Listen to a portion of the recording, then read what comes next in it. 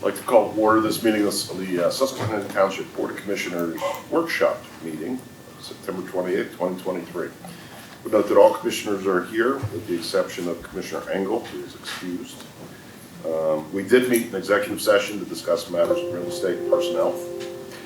And at this point, we'll have a Pledge of Allegiance followed by a moment of silence, and I would ask Commissioner Napper to lead us in the pledge tonight. I pledge allegiance to the flag of the United States of America and to the republic for which it stands, one nation, under God, indivisible, with liberty and justice for all.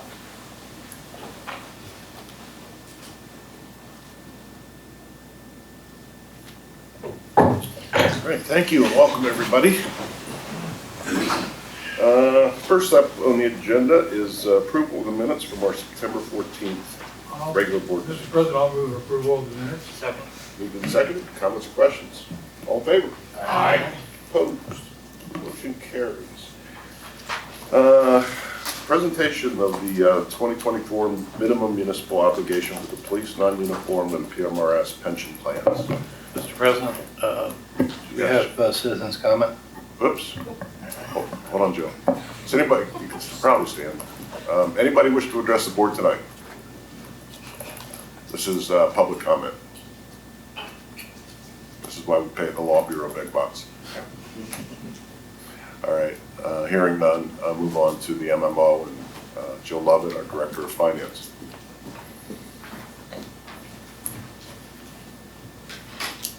Provided in the agenda is the memorandum from the township manager describing the tentative minimum municipal obligation, or the MMO, for the police, the non-uniformed, and the PMRS pension plans in place in the township.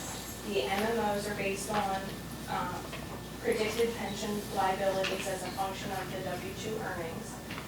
At the time, the state unit aid value is unknown, so the final MMOs will not be available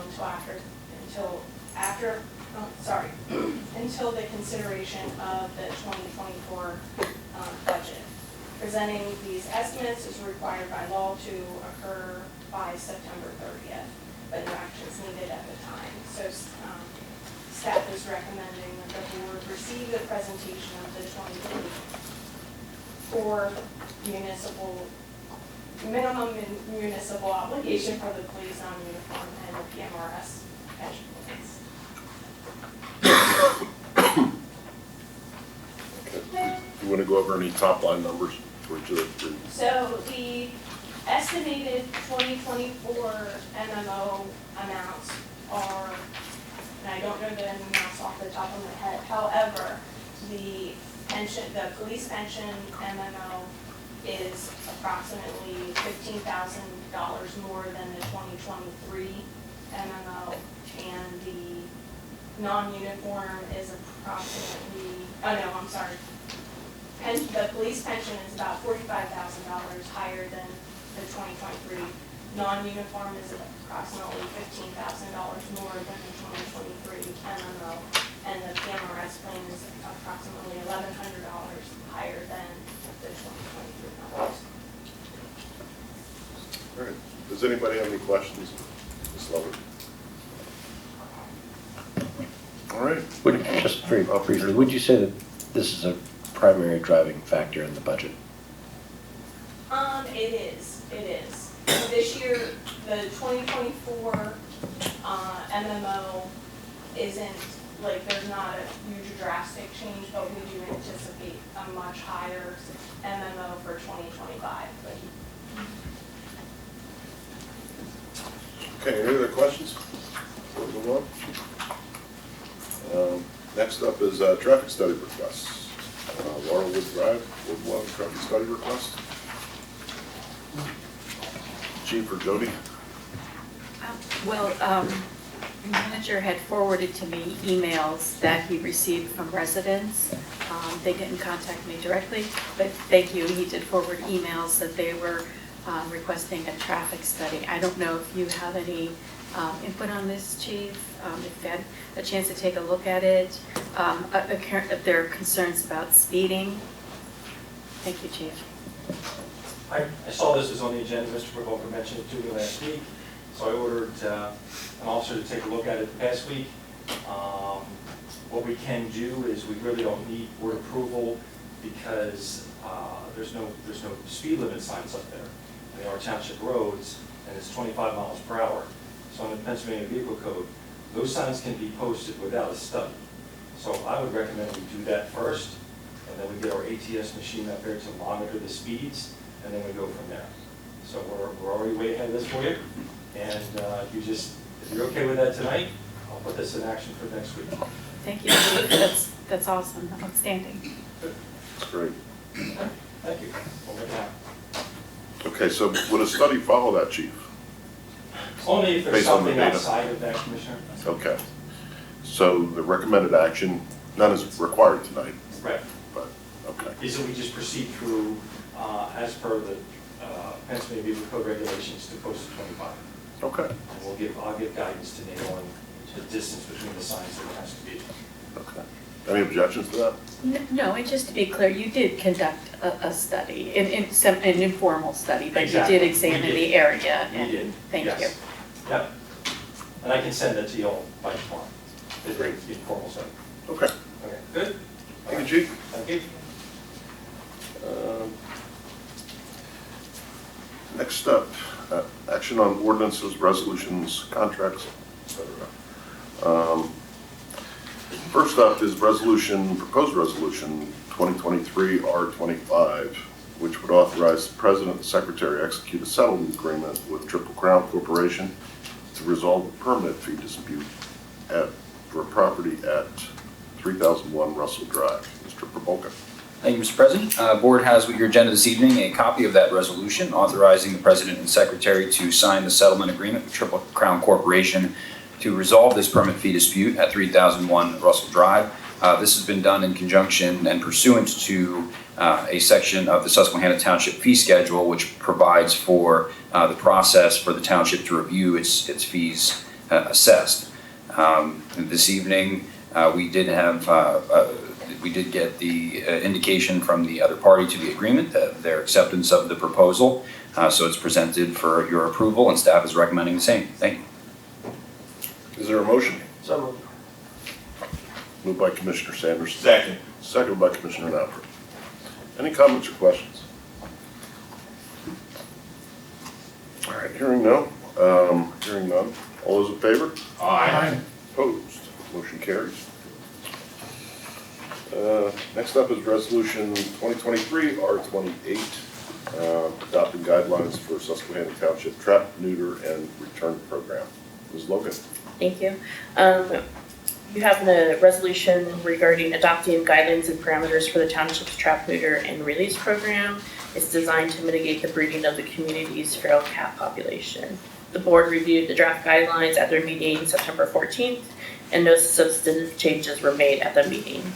Stilton Cats has also reviewed the guidelines and is happy with those.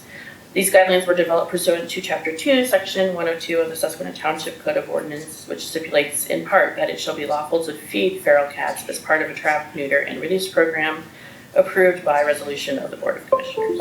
At this point, we are recommending that the Board of Commissioners adopt the resolution with the guidelines for the program. Move to adopt resolution 2023 R28. I'll second. Moved by Commissioner Barczak, seconded by Commissioner Rothrock. Questions or comments? This Miss- pertains, sorry. Mr. President, Yes. just to say that the work done here has been really comprehensive, so I really appreciate the work of staff and anyone else involved in crafting the ordinance. You had received resident feedback about the program, and I think you've addressed every aspect of that, so thank you. I think I'm familiar with this. This is just for domestic animals, right? We're talking about Lions and tigers or bears? like, Well, I mean, this is specific to cats that are, unhoused. house. So either feral or they might still be friendly, but they don't have a home.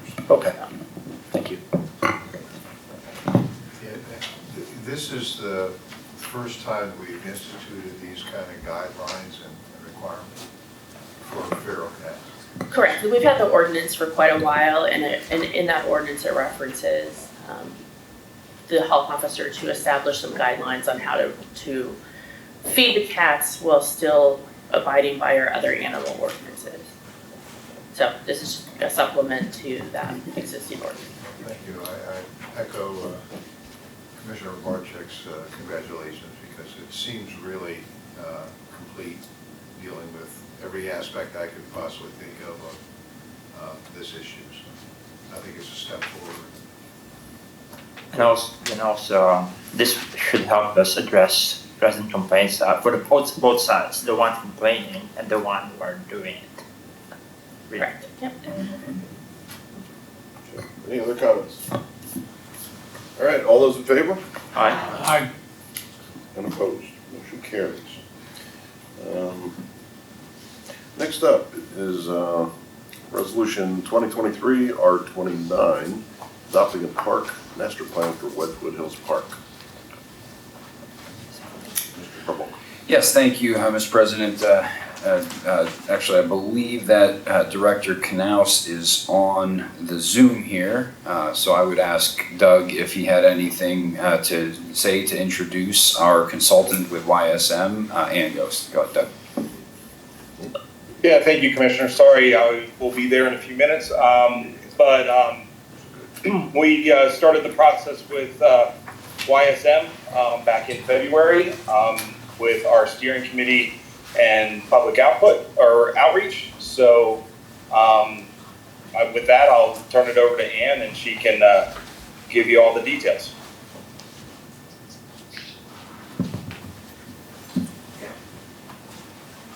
Good.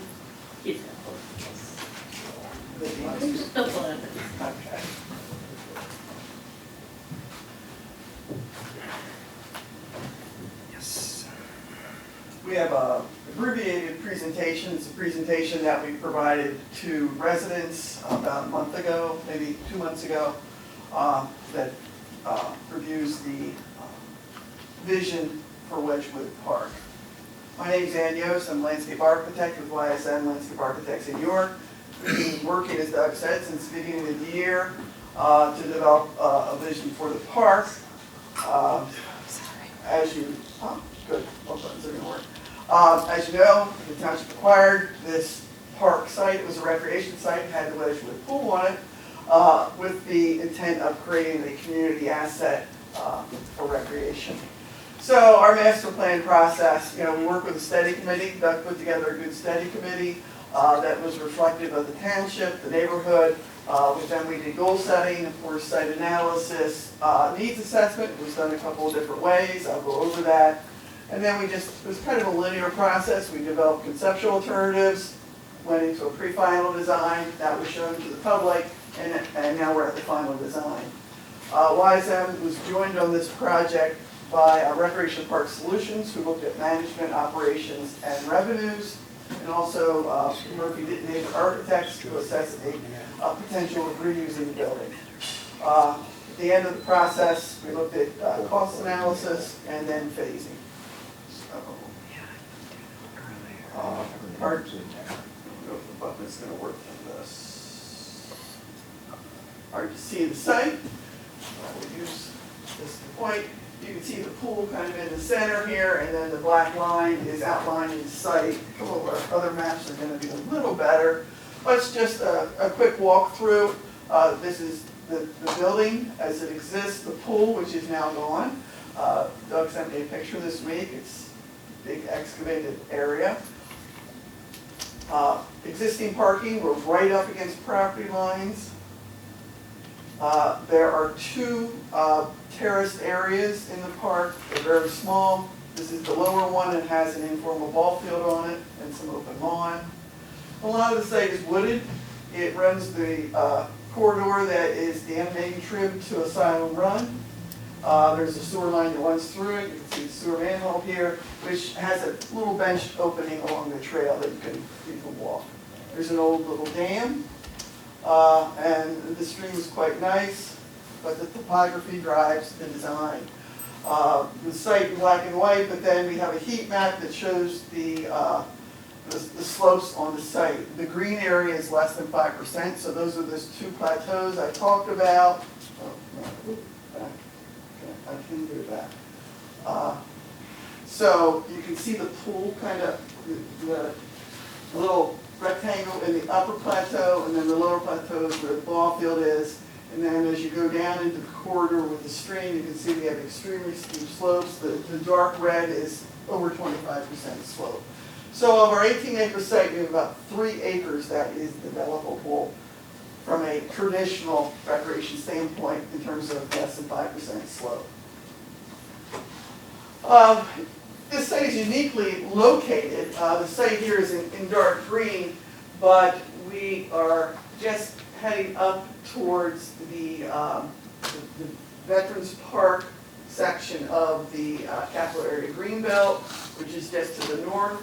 We have PA Game Commission lands that touch this park. We have PP&L lands that are undeveloped. And then Wedgewood Hills Apartments here, and then church here. So we kind of have municipal, governmental, and quasi-public lands that kind of create this linear connection throughout your community, which is a nice opportunity. One of the needs assessment things we did was have a preference exercise at our first open house. It was held close to the park. People were asked to vote on what they'd like to see, and this is the result. Well, also need assessments was done by working with the study committee, of course, doing key person interviews, outreach to some people with some specific knowledge, the open house, and then the citizen survey. Doug, we put together questions for an online survey. It was posted on your website, and that information, all this information informed the master plan. Two of the main findings of the survey is what do people want? Every time we ask this question, the first thing they want is restrooms. That's universal. So, second is almost always shade trees, because you're asking the broad community, not just asking somebody in Little League, you're asking everyone. So that's why those two always come up first. Trails is typically third as well. And then we went to picnic and traditional playground tot lot. Because we had the building, we wanted to know what people thought about the building and what should be offered there. Fitness and exercise programs, summer playground, and then senior social programs. And as the highest responses on the survey findings. As I said, it was a linear process. So as we went through the needs assessment, the site analysis, all that's behind us, we have to actually start drawing something. We put together 3 conceptual alternatives, showed them to the study committee, and we narrowed that down to one design, which we call the pre-final. It's not final until everybody's happy and you get more input, but you can see the layout of the proposed improvements. We have trails through the woods, we have gathering areas, playgrounds, etc. But I won't go into detail to describe that. Let me go back. Okay, no, this is the final. We did the pre-final, and then this is the final plan. So I did do a blow up. We have the 2 plateaus. This is the upper plateau. Ultimately, the assessment of the building showed that the building didn't have a lot of reuse potential. One of the reasons is to configure restrooms. We have to consider ADA, but more so we had a slab building, so we didn't have anywhere to reconfigure the sewer and water lines. That became an issue. Some of the ceilings were, 6 foot high, and the rooms were small. So, and even though the block walls were stable and they could be manipulated, there would have been tremendous manipulation of the building to get to what we wanted. So Murphy Dittenhaver did a quick sketch based on the kinds of program items that we are anticipating there. The building's shown. It's shown with 3 sides to hold 3 indoor pickleball courts, have an office, restrooms, and a remote location for police. So it could serve a lot of different functions. The design of this area, we expanded the parking. There's a very steep drive coming into the property, and that really cannot be manipulated at all. It exists in the configuration and a slope that is really set. But we did expand the parking on the upper level, provide walkways, and then develop an age-segregated playground with youth area, tot area, adjacent pavement games, foursquare, hopscotch, a gaga pit, and then we're going to need some shade, so a small pavilion. Adjacent to that and closer to the parking is a half-court basketball. So that is the upper area, of course, walkways to connect everything to meet ADA. And then the lower area is some additional parking and an open lawn with walkways around it and a medium pavilion that could be rented, and then the open lawn is available for lawn games or whatever would be desired by your visitors. In the corner we have a small restroom, and then the walkways, the trails will come down and connect, and at this point is where you get to the trails down in the stream corridor. And then I've turned everything so it gets to be a little bigger, but so you're looking at it a little differently here. But we are proposing a paved trail that runs through the stream corridor and ultimately will connect to the Capillary and Greenbelt. It's paved based on discussions with your Public Works department because of the flooding. It floods seasonally, we know it floods, and so we wanted to provide a material that would be more sustainable in that scenario. And then we have earthen trails that circle up to Birch Street. I think this is Evergreen here, small parking lot here, and trails that extend throughout the site. There's interpretive signs for environmental education, and other than that, it's just a nice trail in the woods. That's a blow up of the building. And then the site again. As we finished up the project, we went into a phasing scenario, working with Doug and the study committee, thinking about what would be first, and we ultimately did some cost assessment. All the costs are based on today's dollars, so there's no kind of escalation between phases, so you can decide what you want to do. I always say this is an academic exercise because as you go for grants, you back into a phase based on if it's a 50-50 grant, an 80-20 grant, whatever the local share is, you will back into that phase and then do it. But this is some rationale as we talked about the phasing together with the committee. So that we were looking at basically 5 phases. Yep. And just one last view. So, there were any questions? Did I recall correctly the basketball court, half basketball court in the pre-final phase was in the lower and then got moved to the upper? Is my recollection correct? That's exactly right. Originally, in the first pre-final, we had the basketball here, and we had missed communications with, I think, the chief, and ultimately we were able to get his input, and he thought it would be more visible here. These are on 2 different levels. This sits higher, so when you drive in and you look, it's open and visible, versus this is slightly lower. So from a monitoring and safety and security standpoint, the police recommended it be brought to the upper level. So that's why we did that. That makes sense. Yeah.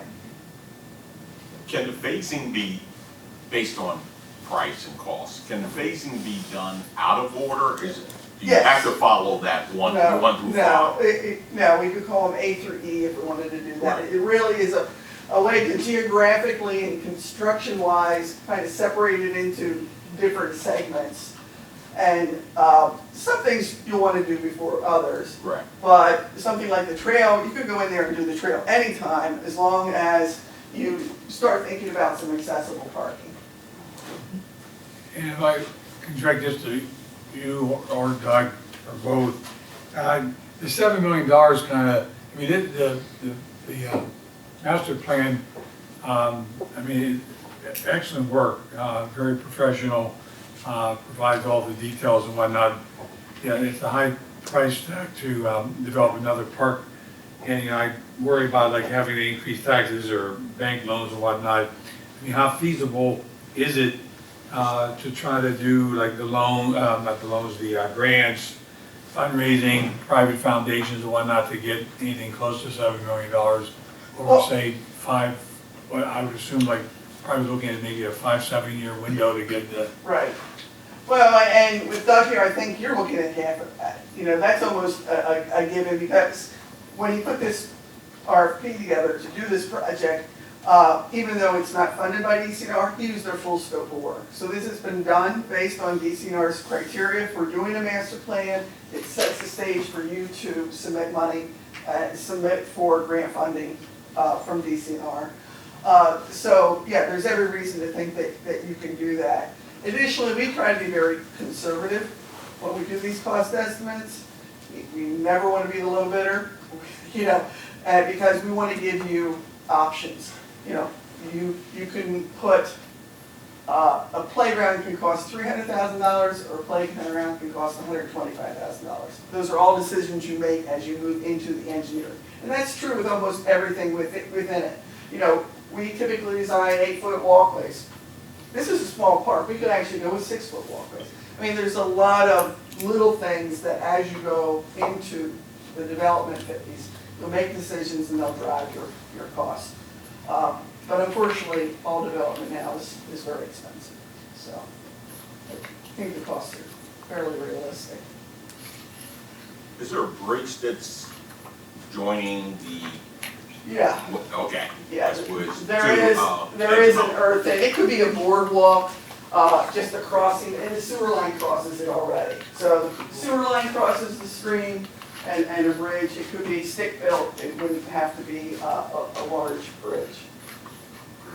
Strictly for pedestrian and biking, I would assume. Yeah, pedestrian biking. So you want something at least 8 foot wide for that. Yeah. You know, just one quick question.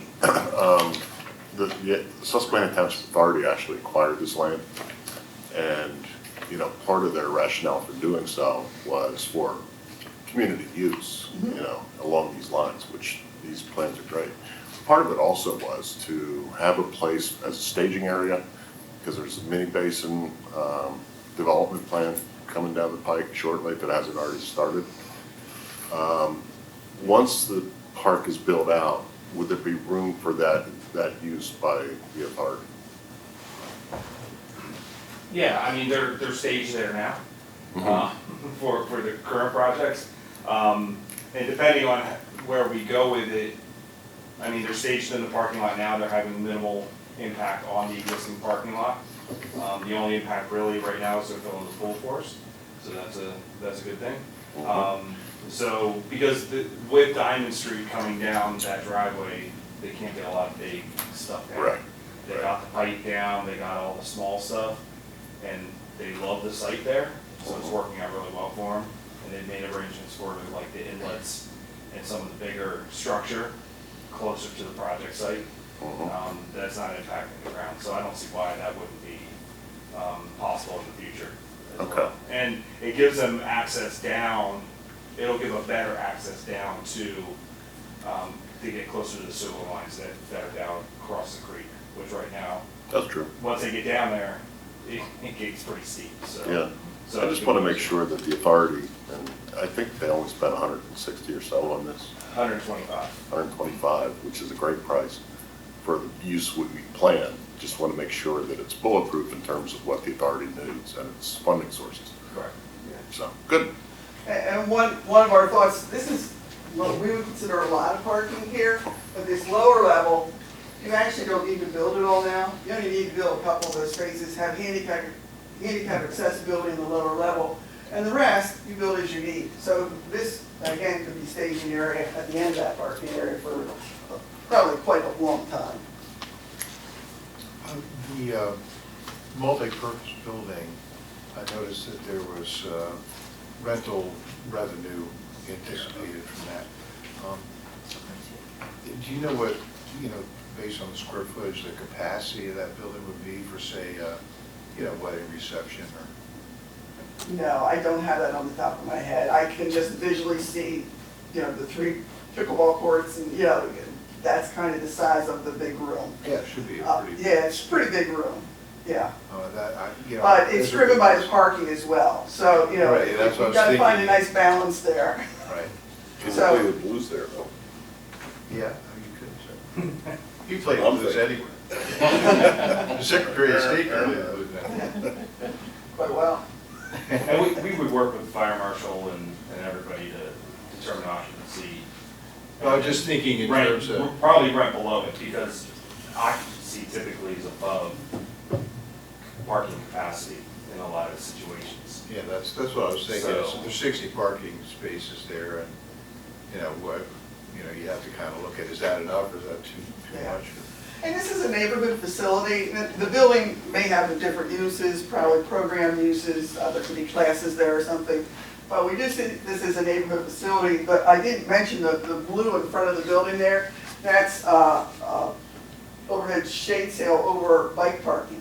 So we are hoping a lot of people from the neighborhood will continue to either walk or bike to this site. So the radiuses for the turns there, has the fire department looked at those to make sure that we can get vehicles in that area? We did send it over to George Streets and he had no comment at the time. Okay. And most It's of the still worst possible, curbs exist, and there's very little you can do about them without, wiping the whole site out. And that would go to our engineering department as well to make sure the radiuses work. Okay. Any other questions? I guess need a motion to accept this plan, right? So moved. Second. Moved and seconded by Commissioner Knappel. Any comments or questions? All's in favor? Aye. Opposed? Motion carries. Well, thank you for that. Thank you for your hard work, Doug, and your team, and the committee. It's going to be a real jewel in one of the older established neighborhoods, Susquehanna Township. So, yeah, great. All right, next up, what's that? Well, Next up is 3103 Walnut Street preliminary final subdivision or final land development plan. Ms. Logan. Thank you. Thanks, Ann. Thank you. Before you is the staff report, and the plan will be up shortly for a preliminary final land development plan submitted for Family Tire Corporation located at 3103 Walnut Street. This is an automotive repair use, a retail use, and a residential use. They currently occupy the property and would continue to do so. The plan proposes to construct a 602 square foot addition that would serve as 2 additional service bays for automotive repair. The plan calls for multiple site improvements, notably enhanced landscaping, street trees, and widened sidewalk along Walnut Street. The number of access points is also being reduced with no vehicular access on Walnut Street. The project is located in the mixed-use 1 district, which is in Ward 5, and the applicant has requested 2 waivers, one from the preliminary plan requirement, which is section 22404, and the other one from 221102, monuments and markers. No concrete monuments exist or are proposed to be placed. At their meeting on September 18th, the Planning Commission recommended approval of all the waivers and the plan subject to the following conditions. All outstanding comments from the Township Review Letter dated 9/5/2023 and the Township Engineers Review Letter dated 9/15/2023 are addressed. The applicant shall pay all required fees. The applicant shall provide all required signatures and seals. They should provide a copy of the approved HOP permit. All conditions imposed by the zoning hearing board shall be met to the satisfaction of the township prior to recording of the plan. And then finally, financial security should be provided for the timely, proper, and complete construction of all applicable improvements. The engineers here, if you have any questions on the plan. All right, well, let's get a motion for the waivers on the books. Is there a motion on the waivers for? I'll second. Moved by Commissioner Sanderson, seconded by Commissioner Hisarella. Any comments or discussions on those waivers? All right, hearing none, all those in favor? Aye. Opposed? Motion carries. Next up is approval of the plan based on the conditions outlined by Ms. Logan. I move to approve the plan subject to the conditions. Second. Moved and seconded. All those in favor? Aye. And opposed? Motion carries. Betsy, you might just want to check, there may be a typo in the agenda. It lists the Pennsylvania Game Commission, the last sentence on that page. Oh, yes. And it also has it in Ward 4, and I think somebody just said it's in Ward 5. Yeah, it is in Ward 5. I double Okay. checked it this evening. That's fine. Okay. Been moved and approved. Thank you. Next Can I up. ask a question on this one? Yes. Are you building a complete new building there? Are you talking about the Walnut Street one? Yeah. Or are you taking over the garage that was there?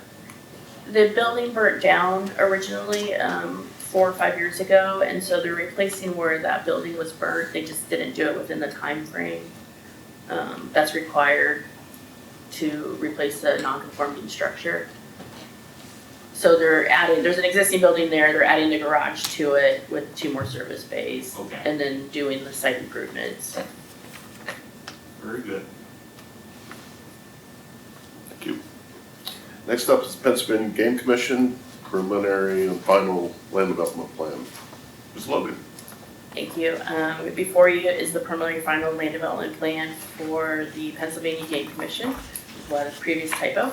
It's located at 2000 Elmerton Avenue. The plan proposes to construct 2 additions to the existing building, totaling 16,573 square feet. They are expanding the existing parking area and adding site improvements such as trails and stormwater controls. Property is located in the Conservation Zoning District in Ward 7. Provided with the submittal was the plan. The applicant has requested 2 waivers and 1 modification. The 2 waivers are from section 2244 preliminary plan procedure, and then from section 22407-1A. The plan was submitted in a 30 by 42 format per required state requirements, and the township SALDO requires 24 by 36. The modification is a request is from 221107, which is a modification of the sidewalk requirements to provide a connection and crosswalk to the existing sidewalk at Veterans Park, instead of providing a sidewalk for the entire length of Gene Cook Way. So the sidewalk along Gene Cook Way, because of all the, I'm sure everyone's familiar with all the different functions and activities that are going along there, so the thought was to extend where the trail was put in from Triple Crown and bring that down so it connects to the sidewalks that are interior to Veterans Park, but not necessarily have people walking all the way down along Gene Cook Way, just because of that, the vehicle trip activity between the township's facilities as well as the PennDOT facilities that are back behind there. So the connection would go from the existing path built by Triple Crown for Enclave over to the other, I guess, the west side of Gene Cook Way. Yeah. And what is that, striping? Yes. Yeah, they'd extend it a little bit and then bring it over. And the engineer's here if you if you would like to respond. That's the old plan. Oh, that's the old. That's The. Sorry. Good evening. My name is Joe Gurney with First Capital Engineering. This was the previous design, and if I may point. This we discussed this at the last planning hearing, or was it zoning? Planning Commission. Planning Commission. Initially, we wanted to we were asked to provide a crosswalk connection. The plan that was resubmitted, I think on the 14th of September or the 11th, brings the sidewalk, which exists now. We're extending the sidewalk to approximately here with a crosswalk connection, concrete sidewalk connecting, and there is existing sidewalk here. Okay. So the decision, the discussion at the Planning Commission meeting was can we move that connection down and connect it to the actual sidewalks within the park? So that's Up on here, this it's side of just, the, it's just. that's on the south side of the tennis courts, right? Yes, courts. tennis courts are here, if I'm not mistaken. If you bring up Google Earth, it's much better. Yeah. There you go. So, yes, see the sidewalk here, sir? We're gonna extend that sidewalk here, crosswalk, and then make that connection that way. So you will be actually connecting to something as opposed to here into the lawn. And then we decided to bring it here to make that connection because there's a little bit of a swale and some riprap, so we didn't want to cross that. So extend that to the drive, crosswalks, extend sidewalk to this existing Gotcha. sidewalk. There you go, now you can show the whole team. Oh, there you go, all right. That brings it back here. So they don't I'm get- quick, Thank you. Commissioner, but not that quick, I gotta get it. At our meeting, our planning commission meeting, was decided that wasn't the best solution. This existing sidewalk, we're proposing to extend it to Gene Cook, provide a crosswalk, and then make this connection to this existing macadam sidewalk that was constructed by the folks who developed the residential development just to the east of this property. Yeah. So over the last year or so, they built that macadam sidewalk across the frontage along Elmerton. We're going to connect it, so there'll be you can walk on a sidewalk into the park, and it will connect to the sidewalk system within that park. I think that's cheap. It That's makes the sense to move it further away from Elmerton to avoid some of the hot traffic that zooms into the park. That was another factor as well. It was, you get it away from the throat of that of Elmerton, and it just makes it a safer condition. Plus, you're connecting to a real sidewalk.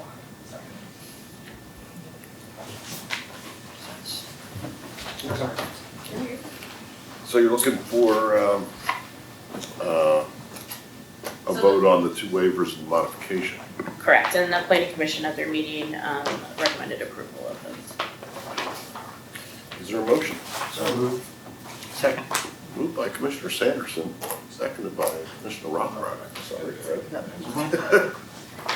All right, it's moved and seconded. Any comments or questions? All's in favor? Aye. Opposed? Motion carries.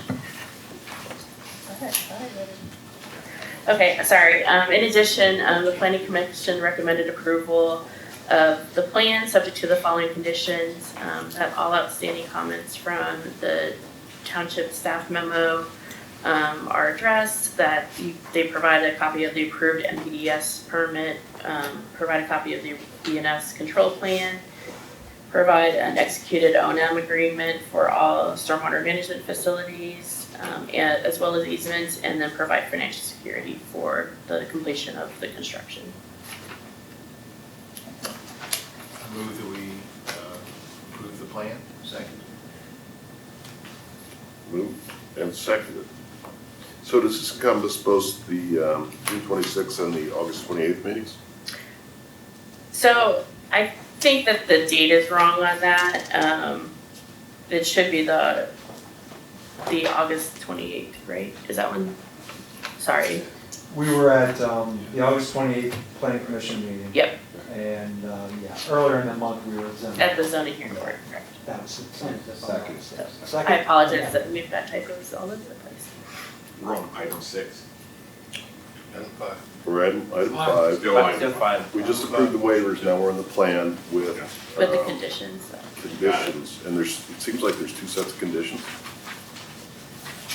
on my agenda anyway. No, I think the way that it's set up is that the waivers that were listed were not correct on there.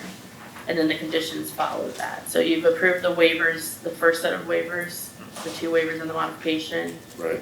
And then I would ignore that middle section on the agenda.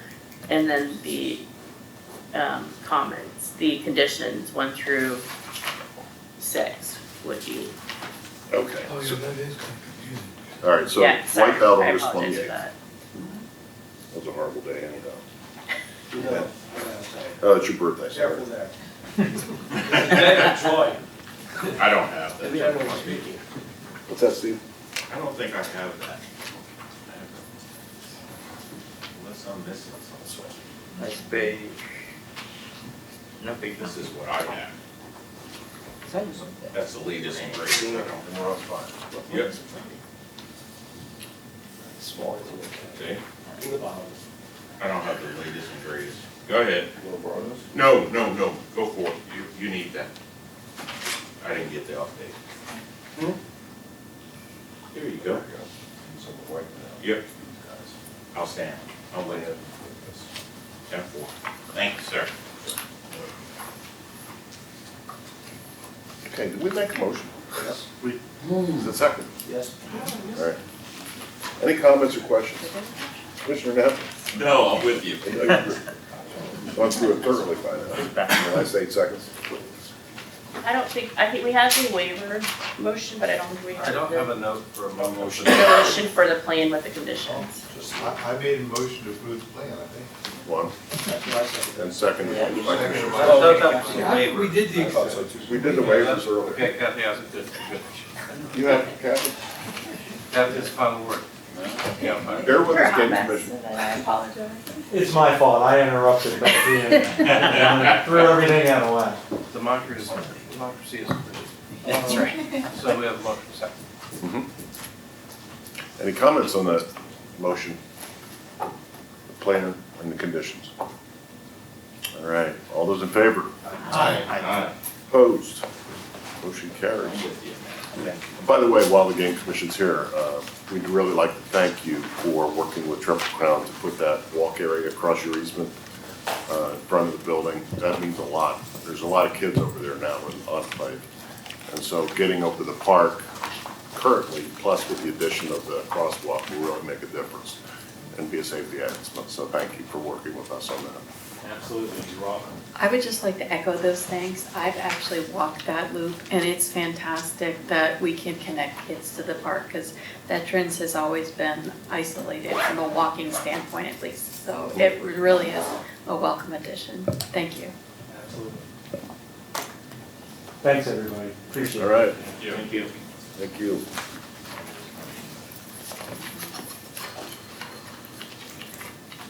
We just built this brand. So we done with the game commission? Yeah, we are. Yeah. All right. Thank you. Thanks.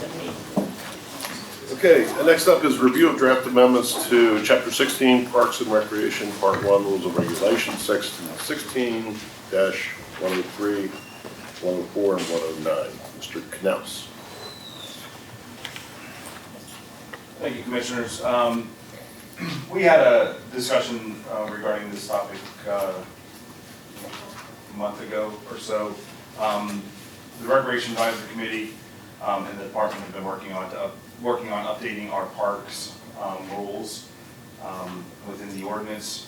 There's been we've got some contradiction in the signage in the parks and everything, so we felt it would be a good exercise to go through everything, clarify our rules and everything, and also, unfortunately, beef up the penalties as required. And then with Boyd Park coming on as well, making sure that we're signing that properly, that we aren't allowing people into the water with non-motorized boats, motorized boats, and it's a catch and release facility as well to ensure good fishing for everybody in the future. So the Recreation Advisory Committee has recommended to the Board of Commissioners to advertise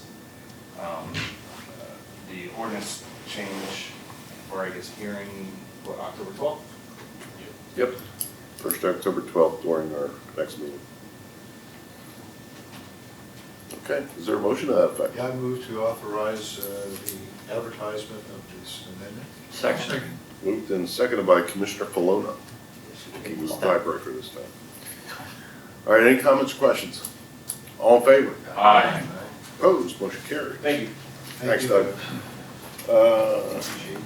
Number 7, continued discussion, Chapter 21, Streets and Sidewalks Ordinance Amendment. Thank you, Mr. President.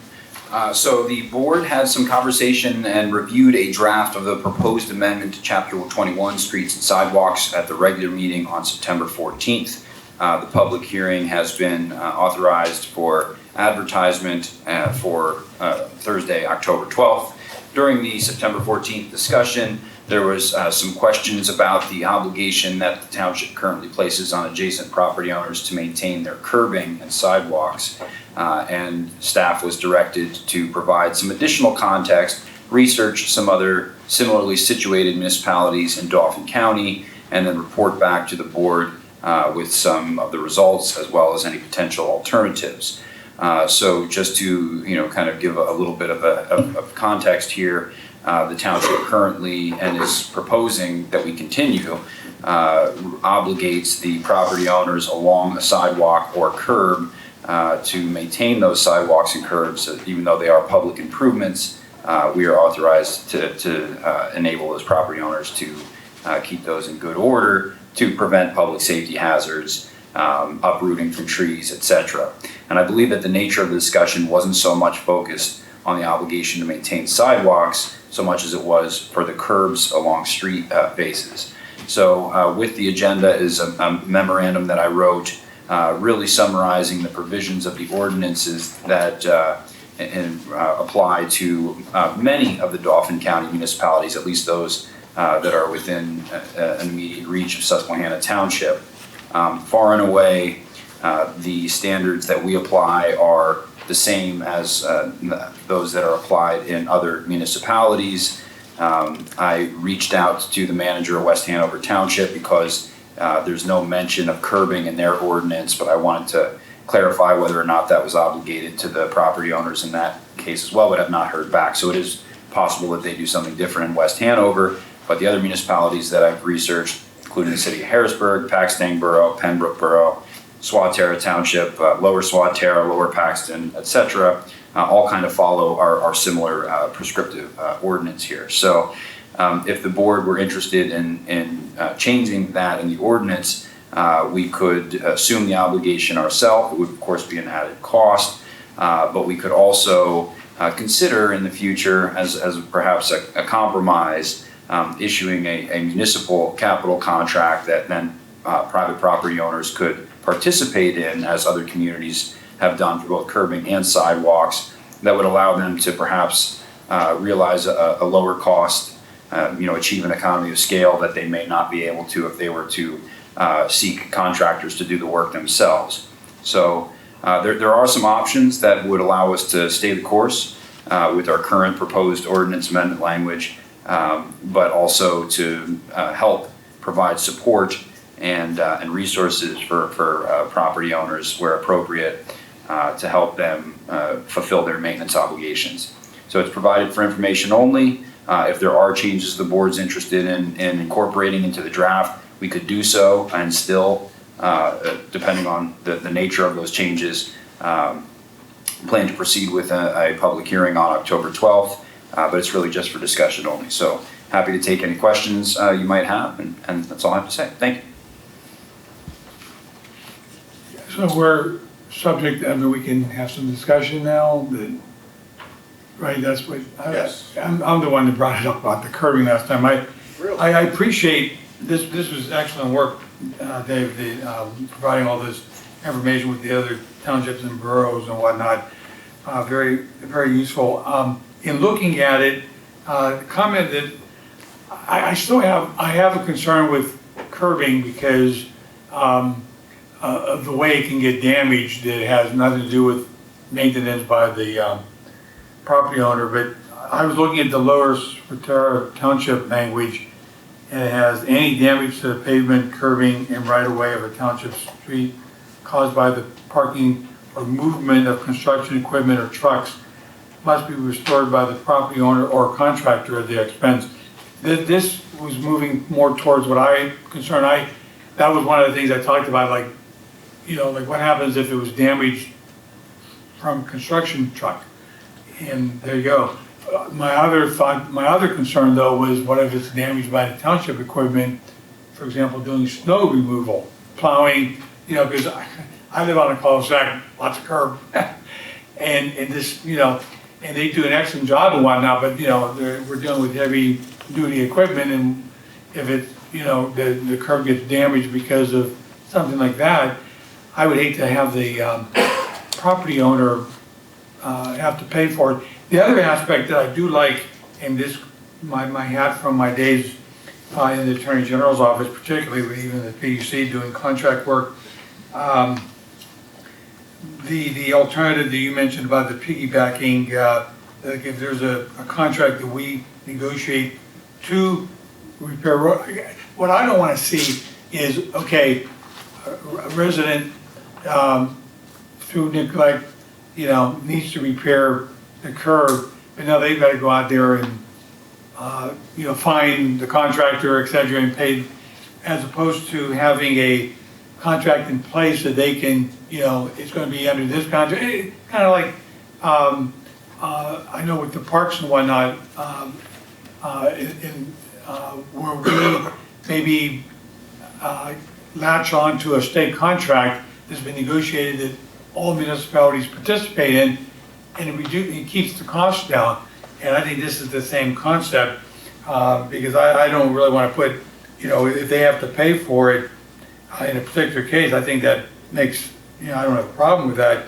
But if there's a way that we can do it in a more uniform fashion, I do like that alternative aspect of it. So that's my 2 cents, that we would look at language similar to the Lower Susquehanna Township, and maybe adding language about the township in cases where we're negligent, and that to the extent that there is, costs incurred, that we develop it in a way that the resident can piggyback onto our contract for doing curbing, so that they're not subject to having to go get it, get the thing done themselves and try to go through that whole process. That would have to be a nightmare.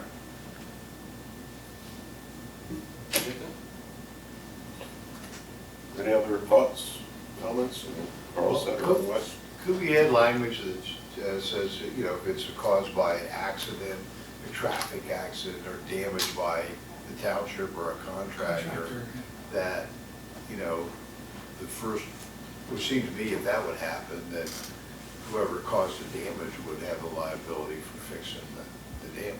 Well, but I think it's the homeowner that has to repair the curb and then make the claim against the contractor that damaged the curb, or the construction vehicle that damaged the curb. I would be cautious about removing the responsibility from the homeowner. I think the homeowner has an absolute right, if somebody actually saw the damage to the curb that was caused by a construction vehicle or a plow, to make a claim against the entity that caused that damage and say, you owe me money for the replacement I've made. But I think it would be a bit complicated to then create an exception in the ordinance to say it's somebody else's responsibility to fix it. I think it's still the property owner's subject to the claim they have against somebody else. I mean, I would think you want to be careful. Fairly routine. If you had a car accident, damage the curb as part Sure. of the accident. You make an insurance claim, or you fix it and you make a private settlement with the entity that caused the damage. What brought this on? Curbing, about repairing, curbing, replacing curbing. We have a lot of areas in the township that doesn't even have curbing. First ward, third ward, I'm thinking Edgemount area. You got the 8th ward. What brought on this decision about curbing? Because there was weeds growing from a curb? I heard that one. We wanted to go after the property owner just to say, hey, clean up your property. But as far as if someone hits it or a plow, what brought this on? I don't have an answer for that, but you make an excellent point. I was thinking the same thing. There's a substantial area of the township that does not have curbs. So it seems to me not to be equitable that, some homeowners are going to have to spend a fortune replacing a curb that may be crumbling because of age. And there's also areas in the township, I know specifically in my ward, where to save money, the streets were not milled when they were repaved. So they paved up above the curbs. So there are folks that have curbs that are crumbling, and there is curb below the pavement, but the straight's never been milled. So are we gonna go to those people and say you have no curb showing, or what's there is crumbling? There's a lot of questions I have too.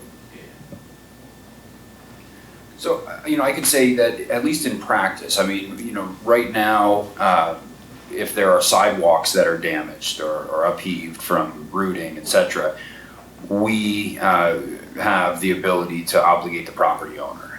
And I would certainly say that there are many areas, many properties in the township where the homeowner doesn't have sidewalk in front of their house and therefore would never have that obligation, or at least until sidewalk were constructed.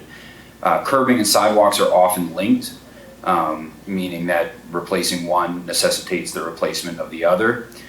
So our standards that exist today, prior to any amendment, obligate the property owners to do, or at least enable the township to obligate the property owners to pay for the repair or replacement of both curbing and sidewalk. I think there is some merit to the township being maybe in a position to let a capital contract that would be no cost to the township except for administrative expense tied to letting that contract, bidding it, et cetera, doing the inspections of the sidewalk. But there's a uniformity that could achieve in our sidewalk construction standards. We can ensure that the contractor that's doing the work, at least for those property owners that are participating in that capital contract, is competent and is able to do the work adequately. And it'll also, I think, help us perhaps to get a little bit ahead of some of the issues, some of the areas in the township where sidewalks have fallen into disrepair, and because of our staffing limitations and resource limitations, we're not able to be as proactive in getting repair and replacement of some of those. So in addition to the benefit perhaps to the property owner, there would also be an advantage to public safety and to the township being able to apply those standards uniformly and again be a little bit more aggressive in getting them up to our specifications. Just to add emphasis to what the manager indicated, current ordinance requires the property owner, if we notice them, to replace a curb that's damaged, right, or a sidewalk that's damaged. I think that we do that, I think as Dave said, prioritized or triaged where it's the most dangerous or the most concerning. We don't have a sidewalk or a curbing crew going around saying, fix this, fix this, fix this. I think Commissioner Hisro's interest was in situations where a third party damages the curb, does our ordinance allow somebody to make a claim or avoid that responsibility if a third party caused that damage? I think, as I've explained already, I think it's probably not the best suggestion or solution to excuse the property owner. I think, again, the property owner has to make that claim against that third party. Like Dave's point, and I think it's one worth thinking about, is if the township can find a contractor to do curbs so that residents can say, well, look, I've gotten a notice, I gotta fix my curb. This is the cheapest price for the most responsible contractor, and I can piggyback on it like co-stars, great. But to address, this is just about addressing an ordinance that already really exists and the power that already exists. It's just a question of what, if anything, you want to do with that ordinance. Could I, Mr. President, make a suggestion that we submit comments in writing to the township manager? Sure. Yeah, and we're going to consider it at there was going to be a hearing in October 12th. But are you also asking for adoption of the change, modified ordinance? Yes, the motion that was made in September was to authorize advertisement of the public hearing and consider adoption the same evening. Of course, that's fungible, I think is like to say. Yeah. All right, so, if there was an indication of going along the lines of what Commissioner Hisro says, about finding a way to leave, would that necessarily be an ordinance dealing with streets, sidewalks, and curbs? No, I think if the board were interested in considering, letting a capital contract, coupled perhaps with an inspection process or something, that would be done outside of the ordinance. That would just be something that we would do in due course when the time is right. Okay.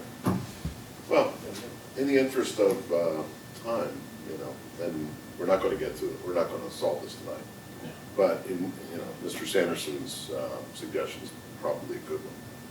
It's to the extent that you have, something you'd like to say, submit it to the manager, and he can get us a memo out with before the hearing, with all the pros and cons, so that we can be prepared for the hearing, discuss it more intelligently. When we submit it, we don't submit it to the rest of the commissioners, it goes to the manager. You can submit it to anybody you want, but what I'm saying is it's important to maybe get it, put the ideas together in groups and move on from there. Nobody has to submit ideas.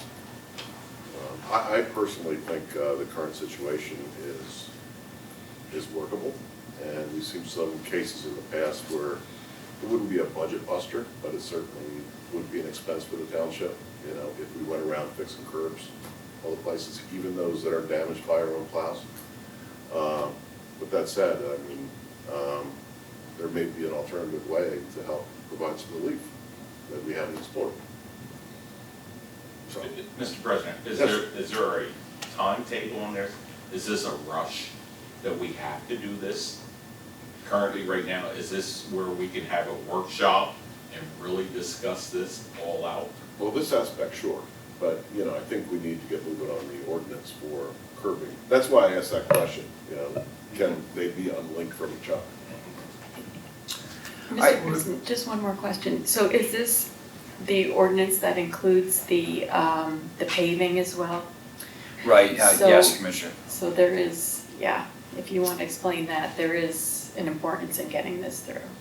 Yeah, I would think that, there are many changes, as you'll see in the redlined version of the amendment that's presented before you. Many of the cleanup work that's done in this ordinance is important.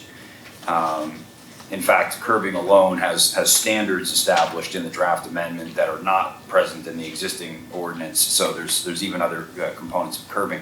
But I think, as Commissioner Barczyk indicated, one important change here is imposing a moratorium, for lack of a better way to put it, on utilities cutting into our right-of-way after we've paved a street.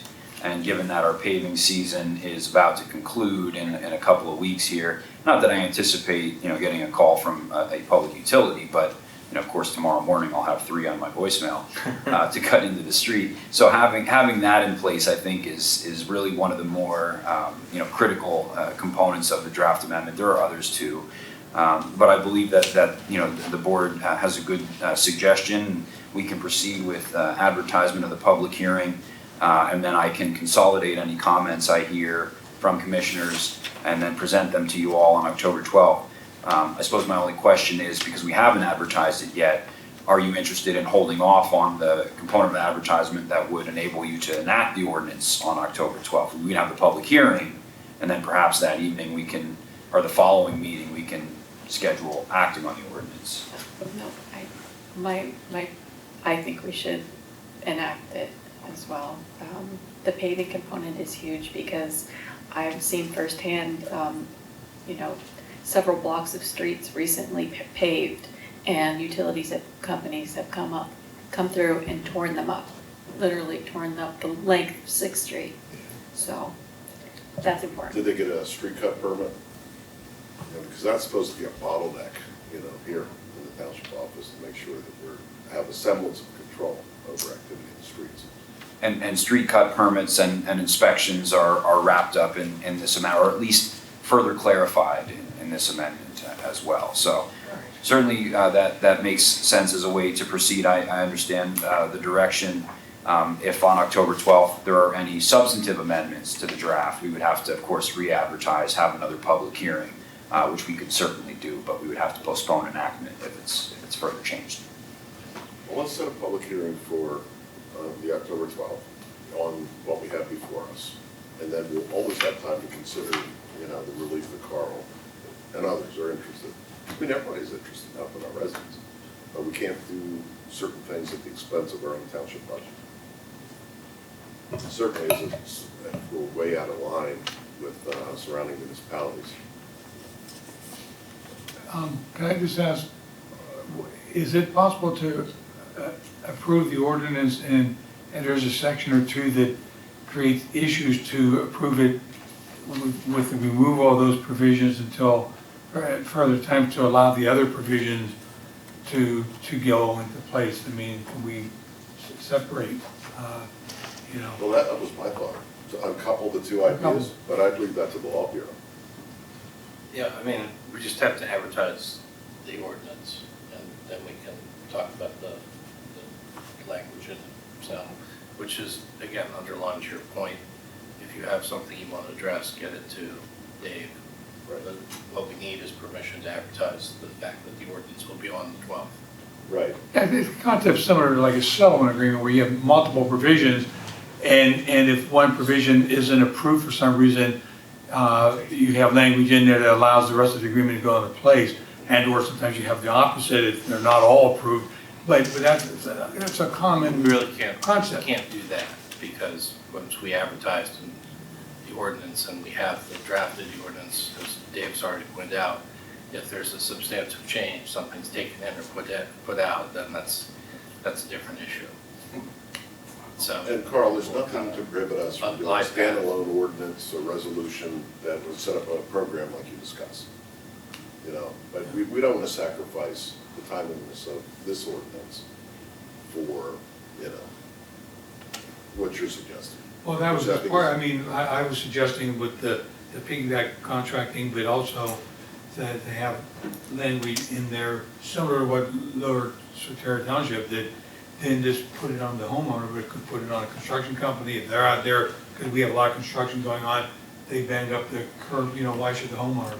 I think the solicitor addressed that. I'm sorry? I think the solicitor addressed that aspect when he said that legally that wouldn't be a good idea for the township. Commissioner Israel, I would suggest to you that I think it's probably inadvisable to change the definition to say either the homeowner or a contractor, for lots of reasons, including the fact that a contractor with more resources could take forever to fix it, right? Whereas a homeowner can be required to fix it and then pursue his or her claim against the contractor who damaged it, and that's my suggestion. And I understand how you feel about this. I know that you feel that, you know, these contractors ought to be held to account. I agree. I just think that. I just hate to have the homeowner being stuck in litigation. It's just not. My concern for you, Commissioner Hisro, is that, are there any contractors in the office? Okay, we can talk. You know, contractor's gonna take a while to you know, that's not my truck, I didn't do that, sue me, so on and so forth. And then that curb is still busted, and who goes after I guess it's the contractor. We have to accept the homeowner's version of the facts that the contractor actually damaged it. So we become the judge and the jury on that claim, and then we go after the contractor, and I think it starts to get a little bit at the level of abstraction that's difficult. So I do think that, I hear what you're saying, and I think it's great that you're stepping up for the homeowners, but I think if you end up creating that exception, there's a reason why if you look at all these ordinances, 99% of them say it's the homeowner, it's the homeowner, it's the homeowner, because that's the person that has the property. If you had homeowner's insurance, wouldn't that be typically a place you as a homeowner would look to if somebody else damages your property? You would look to that, although having had a tree fall on my property, try talking to the homeowner's insurance people, but that's a different story. But yes, you would look at a claim against your insurance, you'd look at a claim against the contractor if you had proof. You know, one of my concerns for you guys is if you take it outside of the responsibility of the homeowner, a homeowner will say, well, it was a contractor. Well, how do I know that as a township? How am I supposed to, what proof do you have? Well, I saw it. And then we start down the road of adjudicating, you know, the contractor says it wasn't me. And so I think it starts with the homeowner, and then the homeowner has a series of claims that they can make against other people. But, yeah, Beyond that, if we made the charge, or the change as Carl suggested, and I'm not a lawyer, but it seems to me that we would open a can of worms where the insurance company could look at a claim and say, well, you couldn't get some relief against the township. So we'd be fighting, you know, township claims as well as, or dealing with customer claims as well as normal repair. So, anyway. I would say this, I think that if we could advertise the ordinance for the 12th and get some of your thoughts in, and Dave and I and Betsy could talk about it, unless there's a major change to the ordinance, then we can get it passed on the 12th. If we're gonna start getting in under the hood and messing with the gears, then we're gonna have to delay that and pass again, but what we can't do is pass it alternatively. Right. That's just. All right. So let's get this, get a motion together here. Is there a motion to discuss, set a hearing at which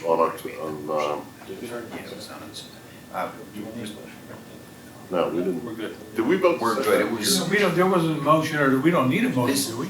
Yeah, so if I may, this was already authorized for advertisement for a public hearing at the regular meeting on September 14th for October 12th.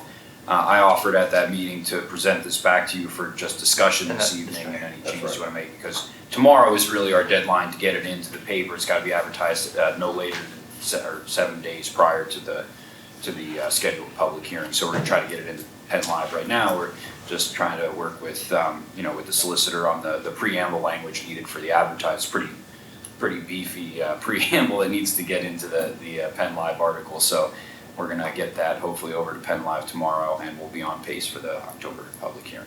Thank you. All right.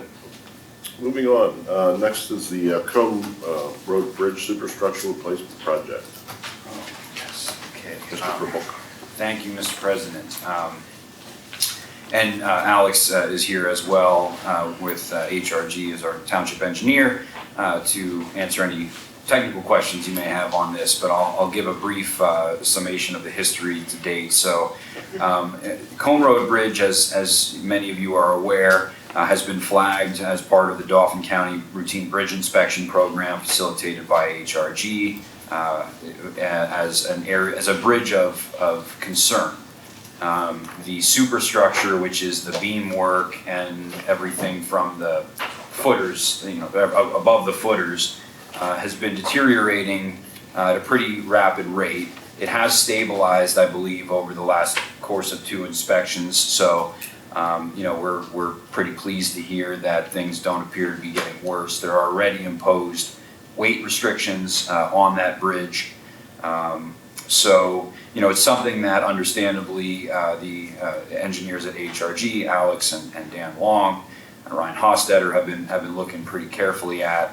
And the intervals for inspections have been increased just primarily out of caution to ensure public safety. So the board may recall in 2022, we partnered or signed an agreement with Dauphin County for their bridge bundling program. At the time, the estimated cost for the superstructure replacement was approximately $1.2 million. That cost has been further refined or looked at more carefully, and it's right now in the vicinity of $1.8 million. So, to the credit of the staff at HRG, we had a meeting and started to look at this and really trying to get ahead of the potential disruption to traffic flow, trying to identify what the best way is to proceed. Fortunately, with the county assistance program and their bridge bundling program, we've also applied for a transportation infrastructure safety improvement program grant. I tell people, if you know all the acronyms, you hold all the power. The TISIP grant that Dauphin County's offered to further defray the out-of-pocket costs for Susquehanna Township. But it's not anticipated that even if all goes according to plan, we'll be into construction until probably 2024, 2025. So we are at a point, an advantageous point to begin to identify what the best alternative is to proceed with respect to the minimal, least disruptive traffic flow solution. So we had a meeting last week. We talked about some potential alternatives, including a temporary bridge that would span Paxton Creek on either side of the existing Cone Road Bridge. We talked about, I think, what's called a jump bridge, which isn't as cool as I thought it was. There's no jumping involved of any cars. That's true for you too, George. And this is between the end of Dove and The end of Walker the Mill. Yeah, that's exactly right, Okay. yes. I got my bearings. So, of course, as you can see from if you look at an aerial, there's a lot of encumbrances. The creek, the private properties that adjoin it, stormwater management facilities, the Inn of the Dove, and some of the other. So we really do want to be strategic in how we all evaluate those alternatives. So I've asked Alex and HRG to put together a proposed retainer agreement to further define those alternatives. And then this way the board can make a decision in terms of how best to approach this project with plenty of time to appropriately budget for the same. That's in your agenda this evening. Staff's recommending approval. Alex, I don't know if you had anything to add. No, nothing additional. I can certainly try to answer any questions you may have aside from that. But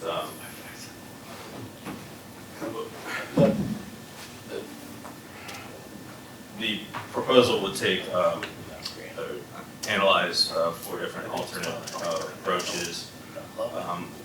Both using, or 3 of them using temporary bridges, 1 as a do-nothing. So the alternatives would essentially be a 2-way temporary bridge directly adjacent to the existing Cone Road Bridge. Second option would be a temporary 1-lane bridge offering 2-way traffic via temporary traffic signals.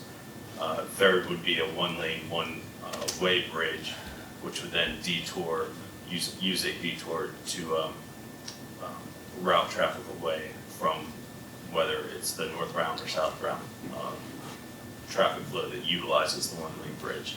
So essentially that's what we're looking at. The thought is we get ahead of it.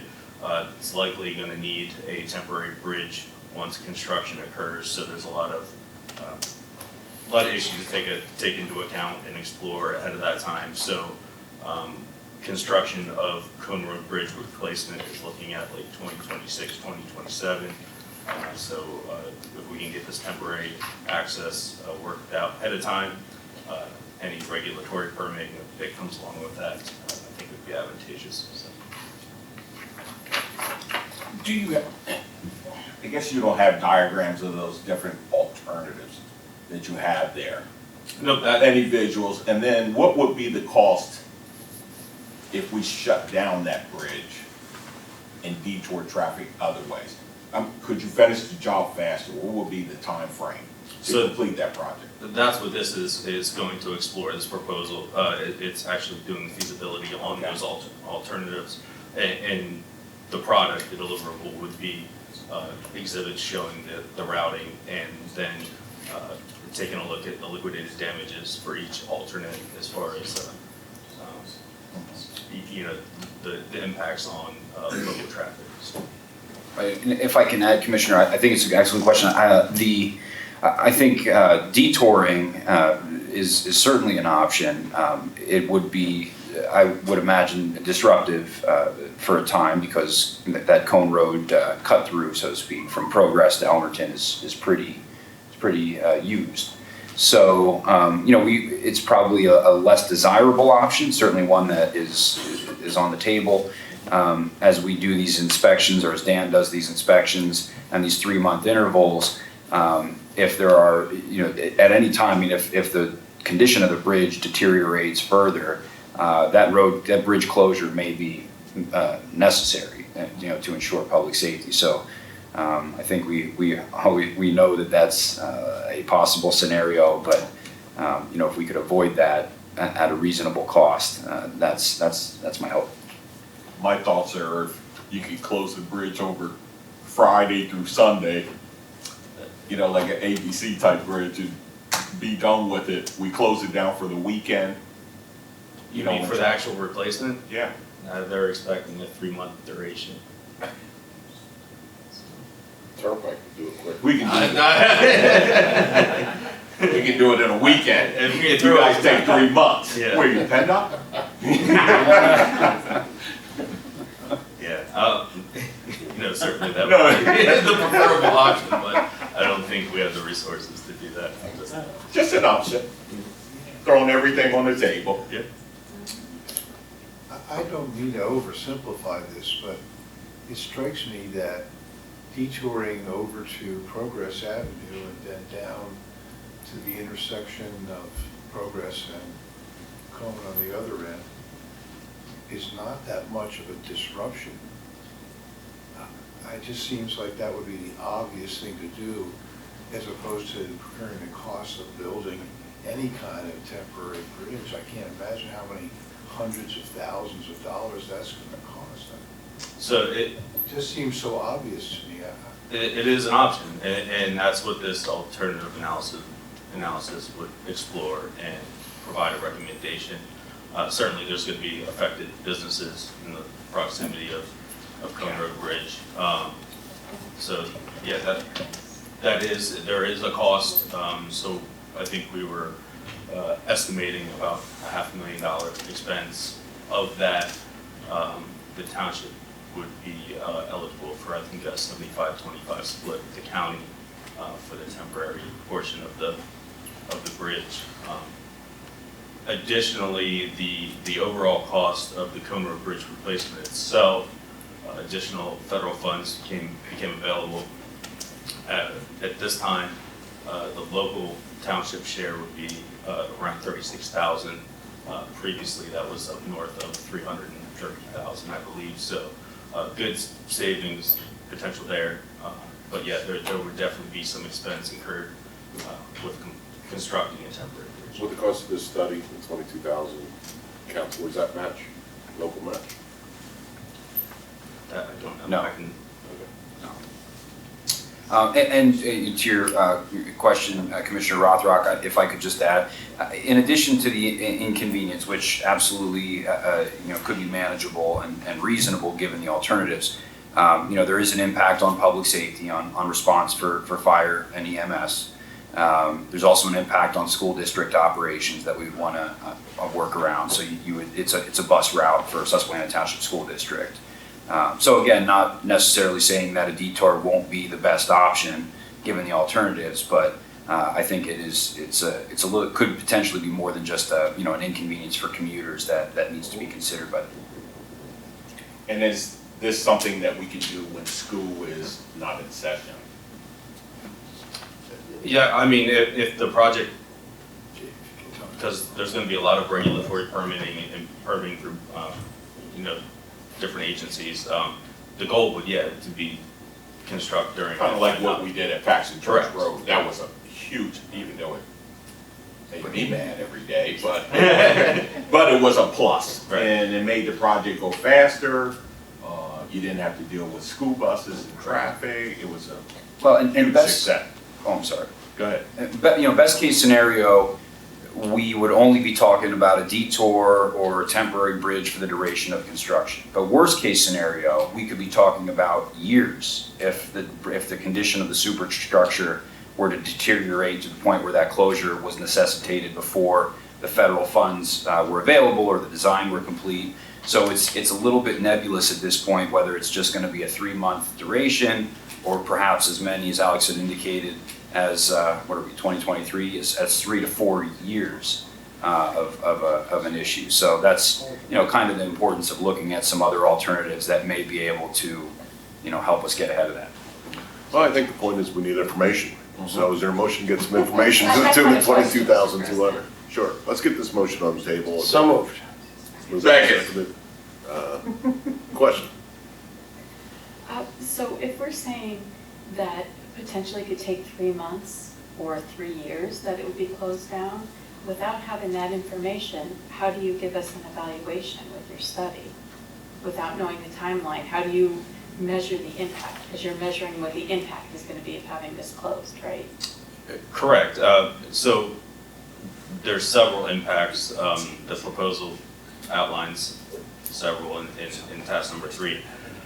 So the obvious worst case scenario, as Mr. Walker said, is if this bridge fails to, or deteriorates to a point where it's no longer usable, that would be of much higher impact to the surrounding Right, but community. we don't know that. My point is, so you don't know how long it's Right, going to be. So that's what this study. how do we make a decision based on your study when your study doesn't give us the answer? Well, there's no crystal ball, unfortunately. We don't know that. That is an unknown going into this. the additional impact would come at the time where we don't take a look at this and explore it preliminarily, figure out what our options and what our requirements and regulatory requirements would be, and then we get to the point where the bridge no longer is usable and we start from scratch, potentially a year down the road or 2 years down the road. So it's kind of having a game plan, having information, and having a path forward should, the worst situation become. Basically, the $22,000 is to give us our options. We're not building any temporary bridges, et cetera. But if we know what the options are and the bridge fails before we have a chance to get all the fundings and whatnot into place, then we have our game plan. We decide what do we do at that point. It may involve some temporary detours until you can get that temporary bridge up, for example, whichever way you go. But this saves time by having the study that we know what our options are. But basically, we're not doing anything unless the bridge fails, I would assume, other than just study. Correct, yeah, so there's issues like wetlands, easements, right of way, all that has to be explored. A temporary bridge may not be plausible for a variety of reasons. So this exercise just gets us pointed in the correct direction should we have to act earlier than, $22,000 to tell you what's going on. That's all you're voting on. Yep. Preliminary engineering is what it's called. If we could do it for $22, that'd be really, You gotta break it down. All right, it's been moved and seconded. Any other comments or questions? All's in favor? Aye. Opposed? No. No to Rocky. All right. Next up is consent agenda. There are 8 items here. most of them are financial security reductions, as you see in your packet and on the agenda. And they involve Solid Rock Missionary Baptist Church, Laurel Hill Land Development, Straywind Farms, Maplewood, Russell Drive, Enclave at Elmerton. In addition to authorization to advertise the sale of the Johnson Street sweeper from 2007, the Phase 1 environmental site assessment authorization at DGS. Mr. President, I'll move approval of the consent agenda as presented. Moved and seconded by Commissioner Polona. Any comments? All those in favor? Aye. Opposed? Motion carries. Commissioner comments? Anybody wish to comment? Hearing none. Settle. Jesus. I'll second the motion. Which motion is that? He just said. Okay, second. Adjourn. Your second. Okay. And it's third by Pelot. All those in favor? Aye. Opposed? Motion carries. We're out of here.